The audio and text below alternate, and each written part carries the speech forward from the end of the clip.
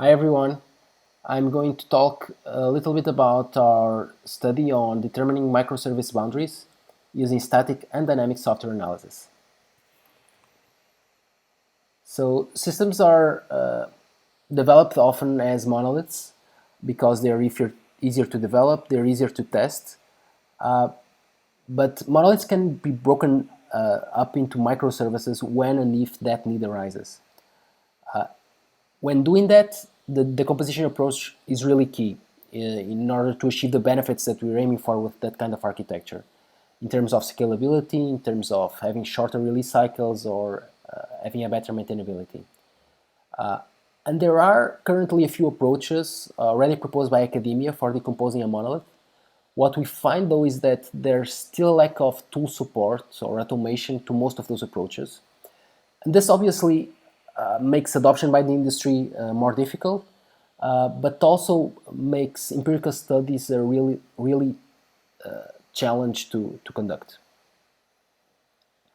So in this work, what we're trying to do is to identify a systematic approach based on principles of other approaches that have already been proposed before for decomposing a monolith.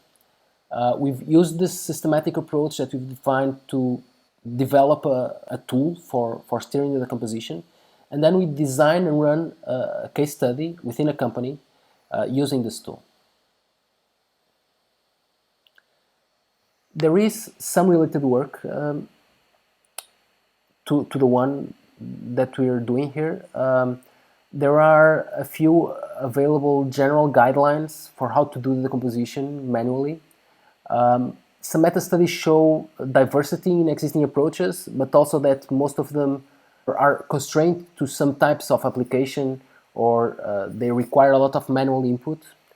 The closest works to ours do combine static and dynamic analysis, but they don't provide any tool supports to help in the decomposition process.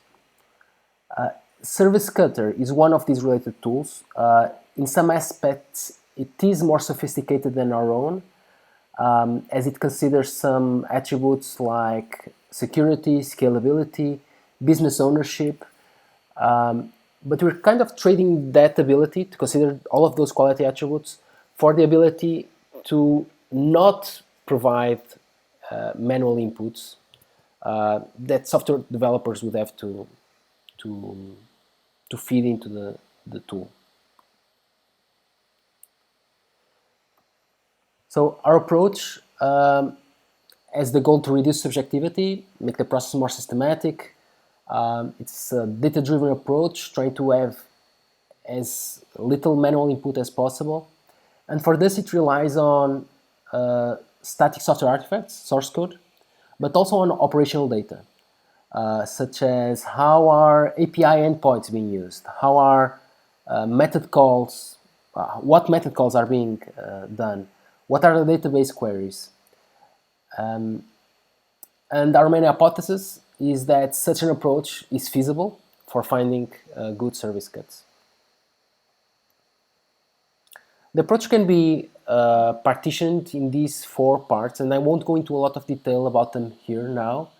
I will describe them a bit better while I describe our tool, which we've called Monobreaker.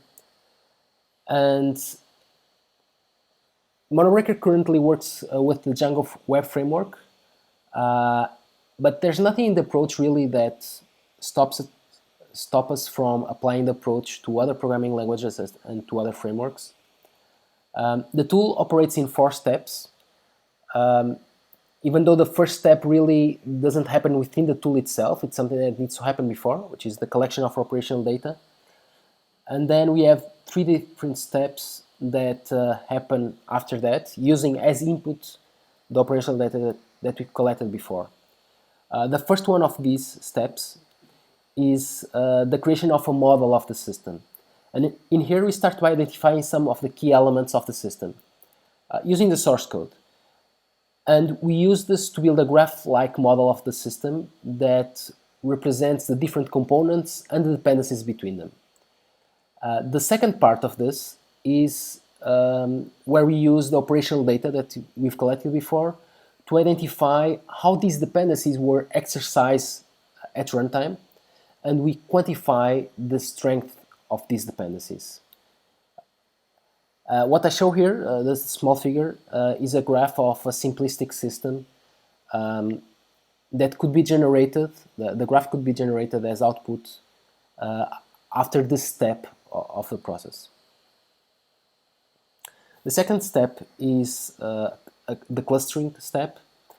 This is where we use the strengths of the dependencies to form the different clusters of the components that have relative high cohesion within each cluster and a relative low coupling between the different clusters.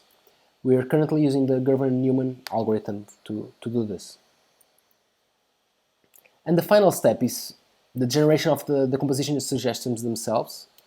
And this is where the clusters are used to suggest concrete service cuts, and where we assign each of the proposed services the artifacts that matter to that service. And this is information that can be useful to the software developers throughout the refactoring process. The case study that we've conducted was based on a questionnaire and was answered by a small team, but it was a very knowledgeable team on this particular system, and so in a very good position to evaluate the decomposition that was made by the tool. The system has little more than 40 domain classes. It's a system for the logistics domain and had 15,000 lines of code. Upon running MonoBreaker, this is part of the output that gets generated for its user. This was presented to the participants of the study, and we had a few questions about this result of the tool. What you can see here is essentially 3 different clusters in which the system could be decomposed. The questions that we had about the output were in terms of the scalability, the ease of deployment, and the ease of maintenance of the system, and in which way this decomposition in particular would support those quality attributes. The answers we got was that this decomposition was a good decomposition for those quality attributes. But we did have a few differences in opinion. So some of the participants regarded this as a good decomposition overall. One participant suggested that the ship transfer class on the cluster that is on the right side, the ship transfer class and the more closely related classes would be good candidates for another service that could be extracted as well. Another goal of the study was to understand what was the role of the dynamic analysis in the decomposition, and so we've generated this other figure in which only static decomposition was used to create this decomposition. And we also found that the participants preferred the first decomposition than the second one. And so the dynamic analysis was relevant here. So to sum up our main observations, we have shown it feasible to identify service cuts using a data-driven approach such as this, using static and dynamic analysis. The composition was well received by the participants, but perhaps could be taken even further. And the dynamic analysis did play a relevant role in the approach, and it rendered better results.